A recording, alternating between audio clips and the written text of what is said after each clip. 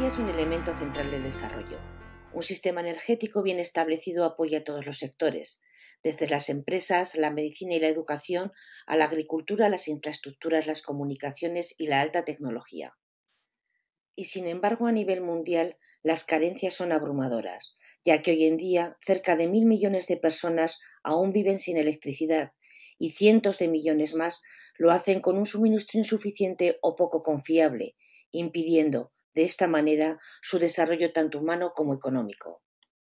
Para hablarnos de energías limpias y eficientes y de la importancia que tiene la investigación en ciencias para ayudar a conseguir las metas del ODS 7, tenemos a dos investigadores de la facultad. Alo de Aurera, del Departamento de Física de la Materia Condensada e investigadora del Instituto de Nanociencias y Materiales de Aragón, y Santiago Franco, catedrático del Departamento de Química Orgánica y también investigador del ILMA. Bueno, ¿cómo de lejos estamos de alcanzar la meta del Objetivo de Desarrollo Sostenible número 7, que es el acceso a una energía sostenible, eficaz y limpia? Lo que sí que podemos decir con seguridad es que estamos por el buen camino. Y esto es especialmente importante si tenemos en cuenta que alcanzar estas metas que plantea este objetivo no solo son importantes desde el punto de vista del acceso a la energía por sí, sino que aparecen como pieza fundamental en la consecución del resto de objetivos de desarrollo sostenible, ya sea cuando hablamos de erradicación de la pobreza, de alcanzar hambre cero, del acceso a una educación de calidad, a un trabajo digno, etcétera. Por otra parte, ¿cómo de lejos estamos? Bueno, si tenemos en cuenta que una de las metas de este Objetivo de Desarrollo Sostenible es el acceso universal a esta energía, teniendo en cuenta que un 13% de la población mundial no tiene actualmente acceso a la electricidad, que 3.000 millones de personas utilizan combustibles poco eficientes, como puede ser la madera, el carbón, los excrementos de animales, en una actividad diaria como es el cocinado de alimentos, que muchas veces producen gases que contaminan el aire doméstico y causan millones de muertes anuales, podemos decir que desde luego no sé si estamos cerca o lejos, pero todavía queda mucho por hacer. Por otra parte, por primera vez en la historia, la humanidad es consciente de los efectos que tiene su actividad sobre el medio ambiente. Se preocupa por los efectos nocivos que tiene sobre la naturaleza y ha decidido tomar medidas para intentar paliar estos efectos negativos. Teniendo en cuenta que el sistema energético global es responsable de aproximadamente el 60% de las emisiones de gases de efecto invernadero, los gobiernos de los países, principalmente de los países más desarrollados, han decidido adoptar una serie de estrategias bastante agresivas de cara a conseguir la descarbonización de dicho sistema energético.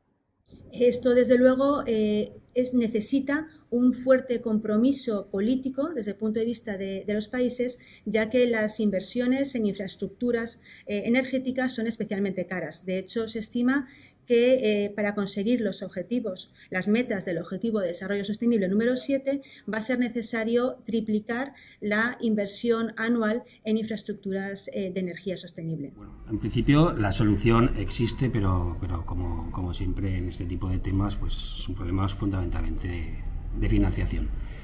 Está claro y creo que está ampliamente aceptado que hay que empezar a cambiar el modelo de producción de electricidad, pasando probablemente a energías más limpias, renovables, y dejando un poquito a un lado, que no eliminando los combustibles fósiles.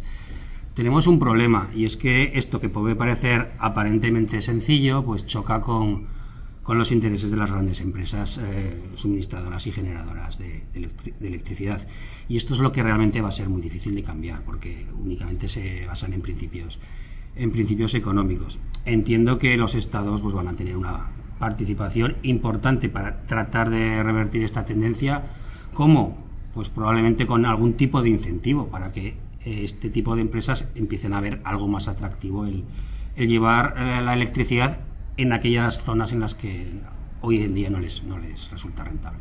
A nivel de nuestro país, de España, afortunadamente prácticamente el 100% de la población tiene acceso a una energía relativamente eficiente. Entonces, el principal objetivo a nivel nacional va a ser conseguir el desacoplo entre lo que es el crecimiento económico y las emisiones de gases de efecto invernadero.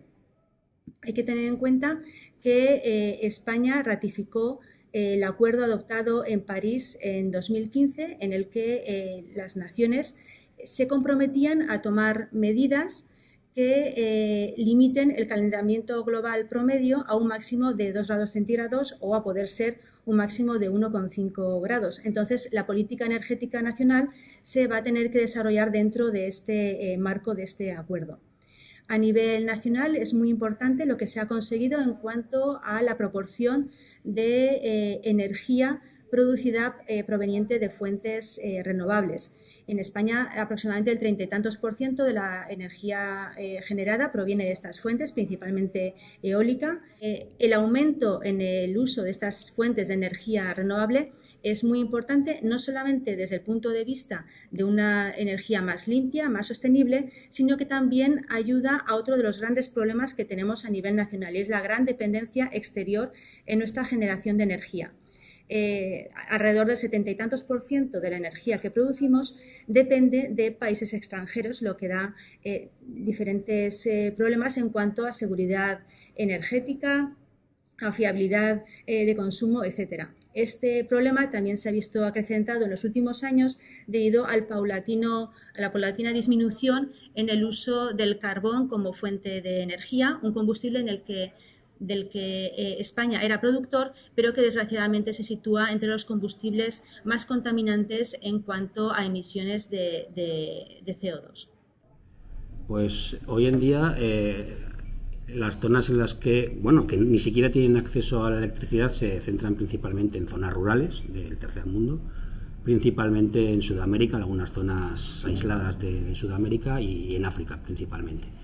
En África por debajo de zona sur del Sáhara, ¿no? Hay que pensar que las necesidades para este tipo de gente no son las mismas que en el primer mundo. Sus necesidades son básicas, ¿no? Y hoy en día es relativamente, es triste que sigue muriendo mucha gente por inhalar humos a la hora de cocinar, ¿no? Por no tener acceso a otras fuentes de energía. El modelo que yo creo que es diferente porque, insisto, que sus necesidades son más básicas y bastaría generar electricidad principalmente para iluminación, para cocinar y para conservación de alimentos. Entonces, dado que las necesidades son en kilovatios, que ahora está tan de moda el kilovatio, el coste del kilovatio son más bajas, pues sí que podríamos implementar o se podrían implementar sistemas de generación, autogeneración individual, y para esto principalmente la energía fotovoltaica probablemente sería una buena solución. Pequeños sistemas de generación de energía a nivel individual, vamos. Bueno, cuando hablamos de alcanzar un sistema energético sostenible y limpio, siempre las energías renovables aparecen como el santo grial, ¿no?, de cara a conseguirlo. Sin embargo, todos somos conscientes de que las energías renovables tienen algunos problemas, entre los que destaca, y es fácilmente entendible, su intermitencia. Es decir, si dependemos de energía eólica, el día que sopla viento podemos generar energía, el día que no sopla viento pues no generaremos nada. Por lo tanto, es fundamental el desarrollo de sistemas de almacenamiento de energía que nos permitan, por una parte, no tener que sobredimensionar los sistemas de generación de cara a poder hacer frente a un pico puntual en el consumo. Nos van a permitir desacoplar el lugar de consumo del de generación de energía, nos van a permitir generar esta energía en los momentos en los que es más eficiente hacerlo, y nos va a permitir, ¿por qué no?, también probablemente bajar el precio de esta energía que consumimos.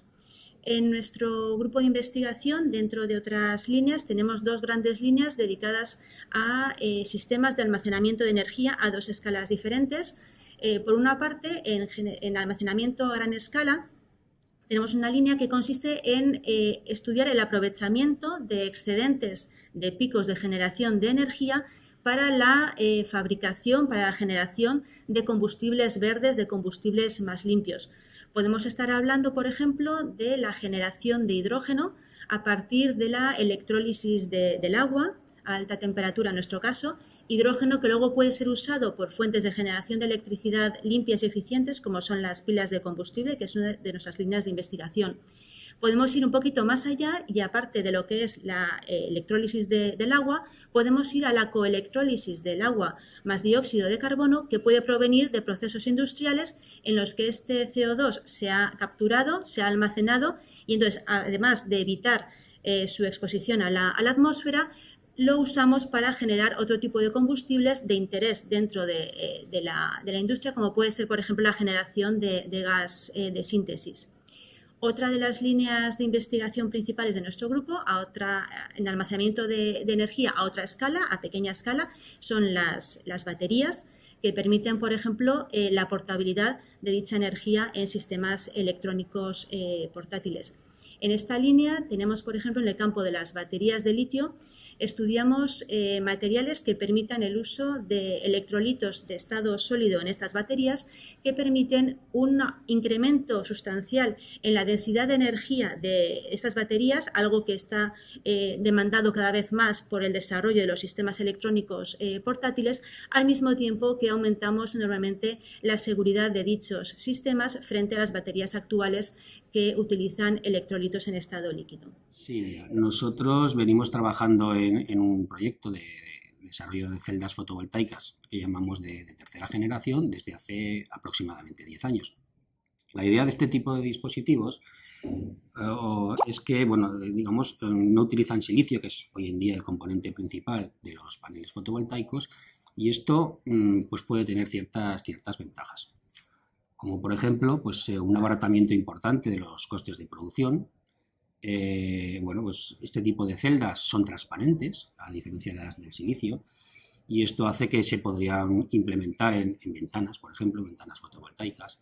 Se pueden hacer con este tipo de dispositivos celdas flexibles, con lo cual se pueden adaptar casi a cualquier forma.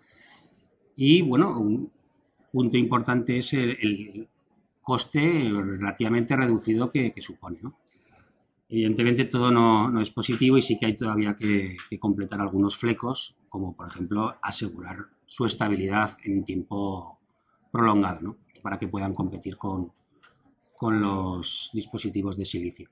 Nosotros concretamente somos químicos orgánicos, y lo que hacemos es diseñar moléculas, porque bueno, no lo he dicho anteriormente, pero este tipo de dispositivos, el componente principal es una molécula orgánica, un colorante. Entonces nosotros lo que hacemos en el laboratorio es diseñar y sintetizar moléculas, en principio intentando que cada vez sean más eficientes. Bueno, muchas veces cuando nos enfrentamos a lo que son grandes retos de la sociedad, pensamos que a nivel individual podemos hacer más bien poco, pero esto realmente no es cierto.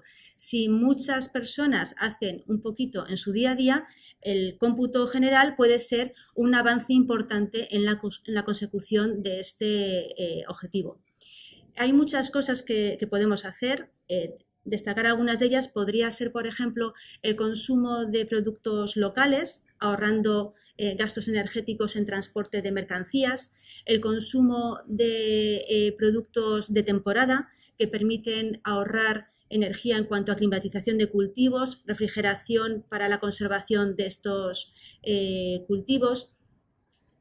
A nivel también nacional, si tenemos en cuenta que el 28% de las emisiones de gases invernadero en España provienen del sector transporte, cosas tan sencillas como favorecer o aumentar el uso del transporte público, o por qué no en ciudades como la nuestra, que nos lo permite ir a más sitios andando, permite un ahorro de energía importante. Minimizar las pérdidas de energía, algo que es realmente importante también en nuestro país, ya que se estima que solamente el 1% de las construcciones en España cumplirían los últimos requisitos propuestos en cuanto a eficiencia energética. En este campo, pequeños gestos, como podría ser, por ejemplo, aumentar en verano la temperatura del termostato 1 o 2 grados o bajar esos 1 o 2 grados en el termostato en invierno, puede tener un importante efecto en cuanto a ahorro energético. Y por último también, desde luego, no subestimar el poder que tenemos la población como consumidores, intentando exigir a la industria, a los productores, que se muevan cada vez más hacia sistemas de producción más sostenibles y hacia la fabricación de dispositivos cada vez más eficientes o de bajo consumo. En general hay muchas cosas pequeñas que podemos hacer, simplemente lo importante es adquirir un compromiso firme que vaya más allá de unas simples buenas intenciones. Bueno, la investigación es la piedra angular para cumplir los objetivos de este y de todos los ODS, evidentemente. En este campo de la generación de energía, pues principalmente desarrollando nuevos dispositivos más eficientes y sobre todo más baratos. El problema que yo veo es que, como tantas otras veces, la investigación o los avances en investigación, si no van acompañados de fuertes inversiones económicas para que sean globales, pues es un problema. Y lo estamos viendo recientemente con las vacunas. En muy poco tiempo ha habido un enorme esfuerzo y ¿quién se ha beneficiado? Pues unos pocos países, los países ricos. Entonces, en el tema de la energía, pues probablemente una solución, y ya se viene implementando en algún proyecto a nivel internacional, es cooperación, está claro, o sea, proyectos público-privados y ONGs, sobre todo para formar a personal que en nuestros países para que luego puedan implementar pues este tipo de tecnologías en los suyos. Y la investigación ya está, o sea, como he dicho antes, no hace falta ahora mismo tener los mejores celdas fotovoltaicas de última generación, no los necesitan.